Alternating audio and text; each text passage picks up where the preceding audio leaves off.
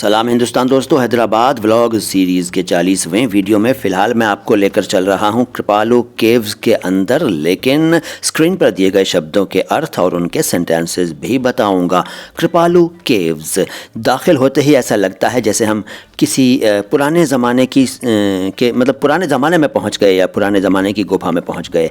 गुफा है, बहुत शानदार बनाई है और कलाकारी के उत्कृष्ट नमूने भी वहाँ देखने को मिलते हैं, लेकिन ये असली गुफा नहीं है, ये तो आप समझ ही गए हैं क्योंकि ये फिल्म सिटी में है। फिल्मों में आपने देखी होगी ये गुफा भी। अभी अंदर लेकर चल रहा हूँ, लेकिन शब्दों को सुनते रहिए। पहला शब्द है आज का रियाजत।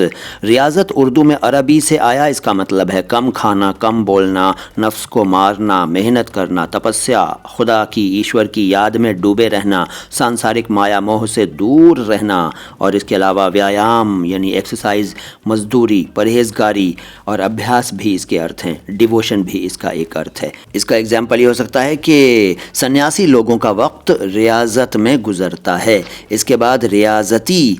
रियाजती का मतलब सन्यासी, मतलब रियाजत करने वाला, यानी वो जो ईश्वर की याद में, खुदा की याद में डूबा रहता हो, सांसारिक माया मोह से दूर हो, परहेजगार हो, मुत्तकी हो, नफ्स को मार लिया हो, जिसने अपनी इंद्रियों को वश में कर लिया हो, कम खाता हो, कम बोलता हो, वगैरह वगैरह वगैरह, स्पिरिचुअल एक्सरसाइज जो करता हो। ठीक है, रियाजती। तो एग्जाम्पल बताऊं क्या? अरे यार इतना आसान है, चलो बता देता हूँ। वो एक रियाजती इंसान है, हो गया एग्जाम्पल। और गुफाओं को देखते रहिए, देखिए कितनी गुफा को देखते रहिए और इसमें बनी हुई जो भित्ति चित्र हैं, मूर्तियाँ हैं, उन सबको देखते रहिए। अगला शब्द बताता हूँ। अगला शब्द है मुराक़बा।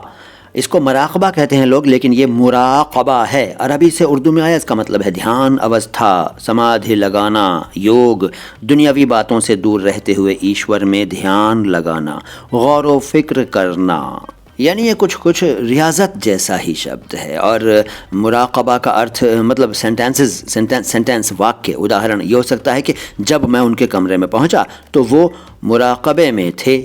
और मुराक़बा के बाद मुराक़िब।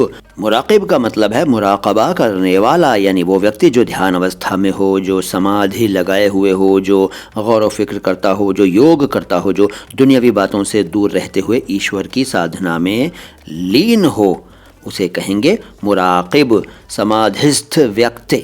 ठीक है।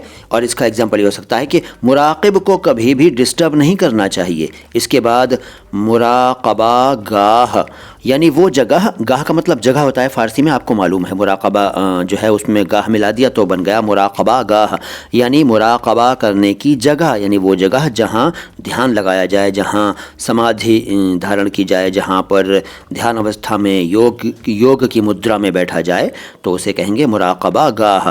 एग्जाम्पल की ज़रूरत है क्या? अरे नहीं है यार। इसके बाद रियाज़त कश। रियाज़त कश का मतलब है वो व्यक्ति जो रियाज़त करता हो, यानी जो समाधि में हो, समाधि की अवस्था में हो, जो कहना चाहिए तपस्यारत हो, तपस्या में लीन हो, सांसारिक माया मोह से दूर रहकर ईश्वर की भक्ति में लगा हुआ हो, उसे कहेंगे रियाज़त कश।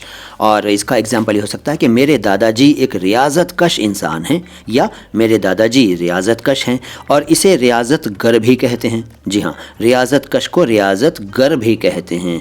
और बाकी सब सेम है, आप समझते ही हैं। जो उसके एग्जाम्पल वो इसके एग्जाम्पल, जो उसके अर्थ वो इसके अर्थ। इसके बाद रियाज़त गाह। रियाज़त गाह का मतलब वो जगह जहाँ रियाज़त की जाती हो। रियाज़त मतलब, अरे शुरू में तो बताया था यार। वीडियो कैसा लगा? अच्छा लगा है तो लाइक करो, अच्छा नहीं लगा है तो डिसलाइक करो। चैनल को सब्सक्राइब ज़रूर करो और हमारे वीडियोस को शेयर ज़रूर किया करो। कमेंट बॉक्स में कुछ ना कुछ ज़रूर लिख दिया करो और मुझे फॉलो भी करो। कहाँ? सभी सोशल मीडिया प्लेटफॉर्म्स पर। मैं मोइन शम्सी हूँ। सलाम हिंदुस्तान।